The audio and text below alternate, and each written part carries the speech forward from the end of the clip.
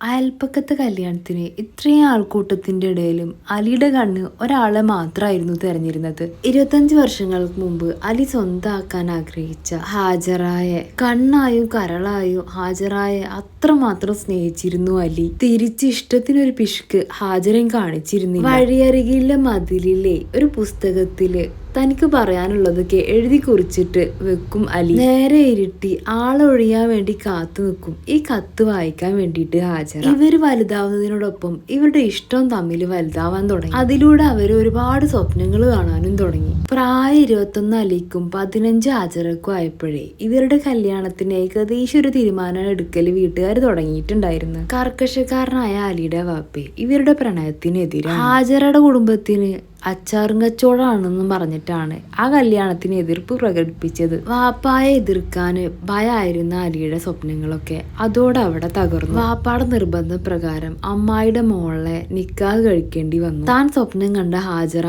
മറ്റൊരുത്തന്നെ സ്വന്തമാവുകയും ചെയ്തു. പണത്തിന്റെയും പത്രാസിന്റെ ഒക്കെ പേര് പറഞ്ഞിട്ടായിരുന്നു അന്ന് അലിയുടെ വാപ്പ ഈ കല്യാണത്തിന് വിസമ്മതിച്ചത്. കാലങ്ങൾ കഴിഞ്ഞ് ഇന്ന് അവര് തമ്മിൽ പിരിഞ്ഞിട്ട് 25 വർഷമായി. ഗൾഫ് ഉപേക്ഷിച്ച് വന്നാലേ അലിക്ക് ഇന്നൊരു സമ്പാദ്യവും ഇല്ല. ആ സ്ഥാനത്തെ ഹാജറയുടെ വരുമാനം എന്ന് പറഞ്ഞാൽ അച്ചാർ വിറ്റു വരവിനെ കൊണ്ടുള്ളത് ലക്ഷങ്ങളാ. ഒന്ന് നിങ്ങളും രുചിച്ചു നോക്ക്, കൊതിച്ചു പോകും, അത്രയും ടേസ്റ്റ് ആണെന്നേ.